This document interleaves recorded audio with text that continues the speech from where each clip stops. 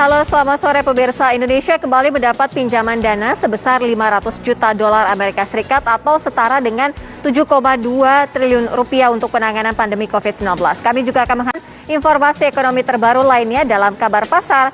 Bersama saya, Sira Safira, inilah Kabar Pasar untuk Anda. Pemirsa, Indonesia kembali mendapatkan pinjaman atau utang sebesar 500. Bank Indonesia melaporkan utang luar negeri per Mei 2021 Kami hadirkan informasi selanjutnya. Badan Pusat Statistik atau BPS mencatat jumlah penduduk miskin per Maret 2021 mencapai 27,54 juta orang. Angka ini setara dengan 10,14% dari total populasi Indonesia. Penerapan PPKM darurat berpotensi membuat ratusan ribu pekerja terkena pemutusan hubungan kerja atau PHK. Serikat Pekerja meminta agar pemerintah mempertimbangkan nasib buruh sebelum memperpanjang penerapan PPKM darurat. Sebelumnya, Menko Kemaritiman dan Investasi sekaligus Koordinator PPKM darurat telah meminta agar perusahaan tidak menggunakan PPKM darurat sebagai alasan untuk mem-PHK karyawan. Berikut pernyataan juru bicara Kementerian Kominfo, Dedi Perbadi, tentang upaya pemerintah menghindari PHK buruh saat PPKM darurat. Kami hadirkan informasi selanjutnya. Indonesia dan Uni Emirat Arab tengah berupaya menyelesaikan perjanjian kerjasama perdagangan. Perjanjian perdagangan bebas kedua negara ini ditargetkan rampung pada akhir tahun ini.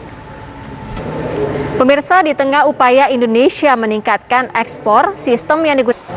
Kami kembali mengingatkan kepada Anda untuk tetap menjaga protokol kesehatan dimanapun Anda berada. Karena kesehatan pulih, ekonomi bangkit.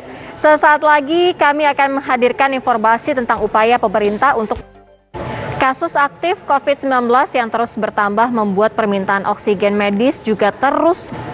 Penerapan PPKM darurat membuat peternak ayam potong di Kabupaten Madiun, Jawa Timur mengalami kerugian yang besar karena anjloknya penjualan.